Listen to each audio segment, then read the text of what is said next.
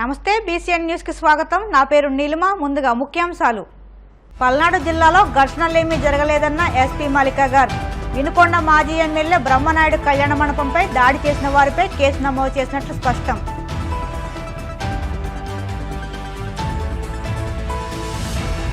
Cantonment Secunderabad club వద్ద car ప్రమాదం, అదుపు తప్పి 3 పల్టీలు కొట్టిన కారు।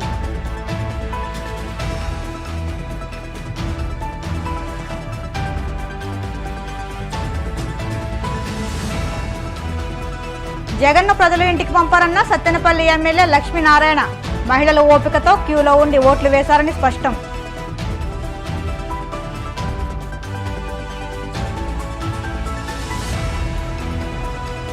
హైదరాబాద్లో భారీ వర్షానికి స్తంభించిన జనజీవనం, నిలిచిపోయిన ట్రాఫిక్ను క్రమబద్ధీకరించిన పోలీసులు। గుంటూరు జిల్లా వినుకొండ మాజీ ఎమ్మెల్యే బొల్ల బ్రహ్మనాయుడు కళ్యాణ మండపంపై దాడి చేసిన వారిపై కేసు నమోదు చేసినట్లు పల్నాడు జిల్లా ఎస్పీ మల్లికా గర్గ్ అన్నారు। ఎస్పీ వినుకొండ పోలీస్ స్టేషన్ సందర్శించారు। అనంతరం ఆమె మీడియాతో మాట్లాడుతూ కౌంటింగ్ అనంతరం జిల్లాలో చెప్పుకోదగిన గొడవలు జరగలేదన్నారు। ఘర్షణలు జరిగితే 144 సెక్షన్ పొడిగిస్తామని తెలిపారు। అతనికి కూడా అరెస్ట్ చేయడం జరుగుతుంది, టీమ్ పంపడం జరిగింది, ఈ విల్ బి అరెస్టెడ్। సో ఇట్లాంటి ఇష్యూస్ ఉంటే పోలీస్ కి ఖచ్చితంగా తెలుస్తుంది ఏం జరుగుతుంది। సో ఇట్లాంటి ఇది మంచిది కాదు, మన డిస్ట్రిక్ట్ కోసం ఇట్లాంటి బిహేవియర్ మంచిది కాదు। ఆల్రెడీ నేను దీని ముందు కూడా చెప్పాను, మన డిస్ట్రిక్ట్ కి ఎలక్షన్ అప్పుడు ఇంత కూడా జరిగింది, దాని వల్ల చాలా బ్యాడ్ నేమ్ వచ్చింది। ఇప్పుడు ఇట్లాంటి ఇన్సిడెంట్ జరిగితే మన డిస్ట్రిక్ట్ కి ఖచ్చితంగా బ్యాడ్ నేమ్, ఇప్పుడు ఎనీ మేజర్ ఇష్యూ రాలేదు కాబట్టి మన పేరు మంచిది అవుతుంది, మన మంచి పేరు ఒక వస్తుంది మనకి। నిన్న ఎంత స్మూత్ గా కౌంటింగ్, ఏమీ ఆర్గ్యుమెంట్ ఏమీ లేకుండా, ఇంత పీస్ఫుల్ గా, ఎవరికి ఇబ్బంది లేకుండా జరిగింది। మనకి అప్రిషియేట్ కూడా చేయడం జరిగింది దానికోసం। బట్ లా అండ్ ఆర్డర్ ఎక్కడైనా ఫెయిల్ అయితే ఖచ్చితంగా మన పేరు ఖరాబ్ అవుతుంది। So let us not allow that. మనం పల్నాడు పేరు చాలా మంచి పేరు చేయాలి, ఫేమస్ చేయాలి గుడ్ థింగ్స్ కోసం। ఇప్పుడు మనం కరెక్ట్ డైరెక్షన్ వెళ్తున్నాం, బట్ ఇట్లాంటి చిన్న ఇన్సిడెంట్స్ వల్ల కూడా మన పేరు ఖరాబ్ అవ్వచ్చు। So let us not get into that. Adi na request. Police department is very active. Police chala active undi. Police first priority law and order maintenance undi. Evaraina deenki disturb cheste, evaraina undochu valli mida ఖచ్చితంగా strict action చేయడం జరుగుతుంది। It doesn't matter who the person is, doesn't matter which party. So that is illegal. ఎక్కడైనా నేను ఎవరికి spare చేయను, cases కట్టి నేను rowdy sheets కూడా ఓపెన్ చేస్తాను। సో ఇట్లాంటి పరిస్థితి లేకుండా ఉంటేనే బెటర్ ఉంది। సో అది నా మెసేజ్। ఇప్పుడు కూడా 144 అమలు ఉంది, ఇట్లాంటి ఇన్సిడెంట్స్ జరిగితే 144 ఎక్స్టెండ్ కూడా చేయడం జరుగుతుంది। సో ఇది నా వార్నింగ్ ఉంది అందరికి, ప్రాపర్ గా బిహేవ్ చేయాలి। ఇట్లాంటి వైలెన్స్, ఈవెన్ స్మాల్ వైలెన్స్ కూడా యాక్సెప్టబుల్ లేదు। మన పోలీస్ బందోబస్తు ఇంకా ఇంక్రీజ్ ఆల్రెడీ చేయడం జరిగింది। మన కౌంటింగ్ సెంటర్ లో అరౌండ్ 700 మంది నిన్న పార్టిసిపేట్ చేశారు, వాళ్ళందరికీ నేను సబ్ డివిజన్స్ పంపడం జరిగింది। సో మన పోలీస్ స్ట్రెంగ్త్ సబ్ డివిజన్స్ లో మండల్ లో చాలా పెరిగినాయి। సో చాలా మంది సీనియర్ ఆఫీసర్స్ కి మండల్ లెవెల్లో పంపడం జరిగింది। మన పికెట్స్, మొబైల్స్ ఇప్పుడు కూడా నడుస్తున్నాయి। And we will ensure that any major law and order issue లేకుండా మనం ఇట్లా కంటిన్యూ చేస్తాం। అట్లాంటి ఇష్యూస్ లో మనం కేసెస్ కూడా కట్టడం జరుగుతుంది। ఎక్కడైనా ఎనీ పర్సన్ మీద ఆర్ ఎనీ ప్రాపర్టీ మీద ఎనీ టైప్ ఆఫ్ అటాక్ జరిగితే అది మనం చాలా సీరియస్ గా తీసుకుంటున్నాము। ఆల్రెడీ చాలా కేసెస్ రిజిస్టర్ చేయడం జరిగినాయి। అండ్ ఎవరు దీనిలో ముద్దాయి ఉన్నారు వాళ్ళకి కూడా లిఫ్ట్ చేయడం జరుగుతుంది। అండ్ వాళ్ళకి మనం ఈవెన్ అది నోటీస్ కేసు ఉంటే కూడా దానిలో కూడా అరెస్ట్ చేసి రిమాండ్ పంపడం జరుగుతుంది। సో నా రిక్వెస్ట్ ఉంది ఆల్ పర్సన్స్ కి, ఇట్లాంటి ఇష్యూస్ లో ఇన్వాల్వ్ చేయకండి। ఎవరు ఎనీ థింగ్ చేయడానికి ఒక ప్రొసీజర్ ఉంటుంది, ఆ ప్రొసీజర్ లేకుండా ఏదైనా చేస్తే అది ఒక నేరం ఉంటుంది। కొన్ని ప్లేసెస్ లో కొంతమంది శిలాఫలకం బ్రేక్ చేస్తున్నారు, అట్లా ఉంది। కొంతమంది వేరు వాళ్ళు, అది ప్రక్రియ మన పల్నాడు డిస్ట్రిక్ట్ లో నిన్న జరిగింది, చాలా పీస్ఫుల్ గా చాలా చక్కగా జరిగింది। మన కౌంటింగ్ సెంటర్ లో ఏమీ ఇష్యూ లేకుండా, ఒక చిన్న ఇష్యూ, చిన్న మాట లేకుండా మొత్తం ప్రాపర్ గా కంప్లీట్ చేయడం జరిగింది। మన డిస్ట్రిక్ట్ లో కూడా ఏమీ పెద్దగా ఇన్సిడెంట్స్ ఏం జరగలేదు, బట్ చిన్నవి చాలా జరిగింది। కంటోన్మెంట్ సికింద్రాబాద్ క్లబ్ వద్ద కారు ప్రమాదం జరిగింది। వేగంగా వచ్చిన కారు ఎక్స్ రోడ్ వద్ద మరో కారు ముందు భాగాన్ని ఢీకొట్టి పల్టీలు కొట్టింది. క్లబ్ వద్దకు రాగానే సిగ్నల్ పడుతున్న తొందరలో డ్రైవర్ కారును వేగంగా నడిపించాడు. సిగ్నల్ జంప్ చేస్తూ అడ్డుగా వచ్చిన మరో కారును బలంగా ఢీకొట్టడంతో ఆ కారు 3 పల్టీలు కొట్టింది. కారు డివైడర్ల మీదుగా పక్కకు పడిపోయింది. వెంటనే వాహనదారులతో పాటు ట్రాఫిక్ పోలీసులు వచ్చి కారులో ఉన్న వారిని బయటకు తీశారు. కారులోని వారు స్వల్ప గాయాలతో బయటపడ్డారు.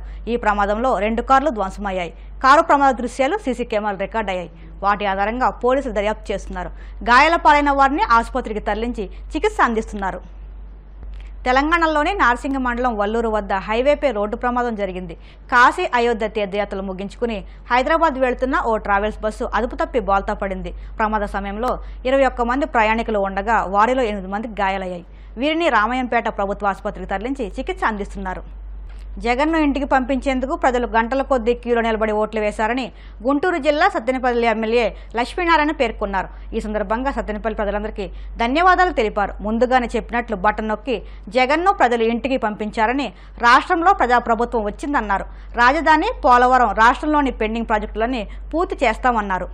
సత్తెనపల్లి నియోజకవర్గ ప్రజలందరికీ కూడా నా హృదయపూర్వక కృతజ్ఞతలు తెలియజేసుకుంటున్నాను. ఒక అరాచక రాక్షస ప్రభుత్వాన్ని పంపించడానికి మీరందరూ కూడా కంకణం కట్టుకొని 4-5 గంటలు క్యూల్లో ఉండి ఓట్లేసి ఈ రాక్షస ప్రభుత్వాన్ని, అవినీతి ప్రభుత్వాన్ని, అరాచక ప్రభుత్వాన్ని మరి పారద్రోలినందుకు మీ అందరికీ కూడా నేను హృదయపూర్వక ధన్యవాదాలు తెలియజేస్తా ఉన్నాను.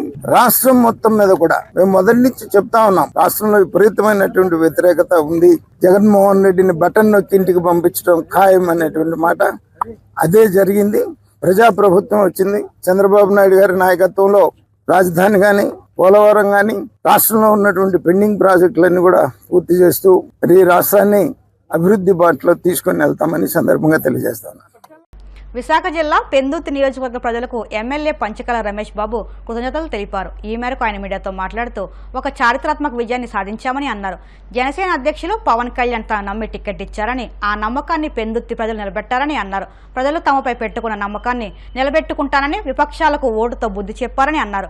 పలువురు వైసీపీ నాయకులు కూడా తన గెలుపు కోసం పనిచేశారని, వారందరికీ ధన్యవాదాలు తెలిపారు. ఎవరు ఏ తప్పు చేసినా నాయకులు, కార్యకర్తలు తన దృష్టికి తీసుకురావాలని కోరారు. ఎవరు తప్పు చేసినా తక్షణ చర్యలు తీసుకుంటామని హామీ ఇచ్చారు.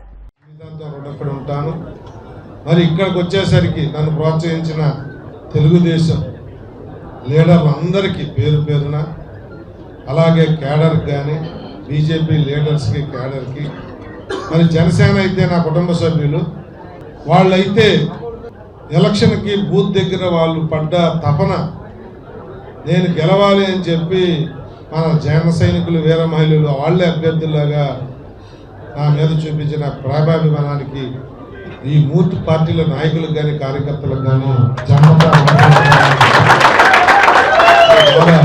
తెలియజేస్తూ ప్రజలు నా బాధ్యతను పెంచారు. తప్పకుండా అనునిత్యం మీరు ఇచ్చిన ఈ తీర్పుకి శిరస్సు వంచి మీకు పాదాభివందనం చేస్తూ, ఎప్పుడు అది గుర్తు చేసుకుంటా, ప్రతిరోజు కూడా దాన్ని స్మరించుకుంటూ మీ సేవలో పునరుద్ధరితం అవుతానని చెప్పి, మీ నిర్ణయం చాలా మంచి నిర్ణయం అని మీరు అనుకునే విధంగానే ఒళ్ళొంచి పనిచేస్తానని చెప్పి మీకు మాటిస్తాను. మరి ఇంత గొప్ప తీర్పు రాష్ట్రంలో ఇచ్చిన ప్రజలకి, రాష్ట్ర ప్రజలకు కానీ, మా జిల్లా ప్రజలకు కానీ, నాకు జిల్లా మీద కూడా బాధ్యత ఉంది జిల్లా అధ్యక్షుడిగా, మా జిల్లా ప్రజలకు కానీ, మా నియోజకవర్గ ప్రజలకు కానీ, టిక్కెట్కి వచ్చినప్పుడు చిన్న డిస్టర్బెన్స్ జరిగిన రాని వాళ్ళు వారి బాధ ఉంటుంది, దాని తప్పని నేను చెప్పను. ఆ బాధతో కొన్ని రోజులు మేము ఇబ్బంది పడ్డప్పటికీ కూడా చాలామంది తెలుగుదేశం నాయకులు పార్టీ నిర్ణయమే మా నిర్ణయం అని చెప్పి ముందుకొచ్చి నన్ను ప్రోత్సహించిన ఇలాంటి నాయకులు అందరికీ కూడా పేరు ధన్యవాదాలు, కృతజ్ఞతలు తెలియజేస్తూ, అది నిన్న మొన్న మీరు పేపర్లో, టీవీలో చూస్తూ ఉన్నారు. చంద్రబాబు నాయుడు గారు, పవన్ కళ్యాణ్ గారి ఢిల్లీలో వారికి ఇస్తున్న గౌరవ మర్యాదలు, ఢిల్లీ నుంచి పెద్ద ఎత్తున మా ఎన్డీఏ ప్రభుత్వం నుంచి నిధులు తెచ్చుకుని రాష్ట్రాన్ని బాగు చేసుకుంటాం, దాంట్లో పెందుర్తి కూడా అగ్రభాగాన నిలుపుతామని చెప్పి మీడియా ద్వారా చాలామంది మిత్రులు నా మీద పోటీ చేసిన వాళ్ళు లోకల్లో నాను లోకల్ అన్న నినాదంతో వెళ్ళినా కూడా పెందుర్తి గడ్డ పంచకర్ల అడ్డ అని చెప్పి నా బాధ్యతను పెంచింది. ప్రజలు ఏమీ కూడా ఇలాంటి మాటలు నమ్మరు. 2009లోనే నన్ను హక్కు చేర్చుకున్న ఈ పెద్ద గడ్డ ఇప్పుడు నన్ను నామలోకలు అంటే ఎలా నమ్ముతారు అని చెప్పి ఆ రోజు నేను ఎలక్షన్లో చెప్పాను. ఒక చారిత్రక ఘట్టానికి తెరలేకపోతుంది అని ఎలక్షన్ ముందు మేము చెప్పాం. ప్రజలందరూ కూడా పెద్ద ఎత్తున ఒక నిర్ణయం చేయబోతా ఉన్నారు అని కూడా ప్రచారంలో మేము చెప్పాం. చాలామంది మీడియా మిత్రులు ప్రజలను మోటివేట్ చేసిన విధానం కానీ, నేను గతంలో కూడా మీడియాను కోరాను, ఎవరికి మీరు మేలు చేయక్కర్లేదండి, నిజాలేవో ఆ నిజాలు ప్రజలకు తెలియజేయండి. రాష్ట్రాన్ని కాపాడుకోవడం కోసం వచ్చిన ఎలక్షన్ ఇది. చంద్రబాబు నాయుడు గారు, పవన్ కళ్యాణ్ గారు ముఖ్యమంత్రులు మంత్రులు అవడానికి మేమంతా కాదు, ఇది ఈ రాష్ట్రాన్ని కాపాడుకునే ఎలక్షన్ అని చెప్పాం. దాన్ని ప్రజలు విశ్వసించారు. ఎంత గొప్పగా విశ్వసించారు అంటే భగవంతుడి స్క్రిప్ట్ అంటారు. ఆ స్క్రిప్ట్ ప్రజాభిమానం పొందితే ఎవరికైనా వర్తిస్తుంది, ప్రజా వ్యతిరేకత వస్తే ఎవరికైనా వర్తిస్తుంది అని చెప్పే స్క్రిప్ట్ అది. భగవంతుడి స్క్రిప్ట్ బాగా రాశాడు. భగవంతుడికి ధన్యవాదాలు తెలియజేస్తా ఉన్నా. ఎందుకంటే ఈ రాష్ట్రాన్ని, ఈ దేశాన్ని కాపాడుకోలేని పరిస్థితుల్లో మనందరం కూడా భగవంతుడి మీద భారం వేస్తాం. భగవంతుడా మమ్మల్ని మా ప్రాంతాన్ని రక్షించాలి. ఆ పరిస్థితులు ఈ రాష్ట్రానికి వచ్చిన నేపథ్యంలో జరిగిన ఎలక్షన్లు ముందుగానే ప్రజలకు ధన్యవాదాలు తెలియజేస్తా ఉన్నా మీడియా ద్వారా. ఎప్పుడూ నేను చెప్పేదే, ప్రజలు చాలా తెలివైన వాళ్ళు. 5 సంవత్సరాలకు ఒకసారి మేము ఎగ్జామ్ రాస్తాం, ఆ పేపర్లు దిద్దేది ప్రజలు.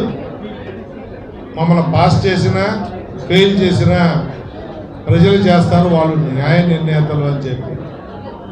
మరి ఎంతో కాముగా ఉండి దేశ విదేశాల నుంచి కానీ ఇతర రాష్ట్రాల నుంచి కానీ ఓటేయటానికి పోటెత్తినట్టు వచ్చిన ప్రజలను చూసి మహిళా ఓటు శాతం పెరిగింది అని చెప్పి కూడా మాదంటే అధికారం మాదని అన్ని పక్షాలు అన్నప్పటికీ కూడా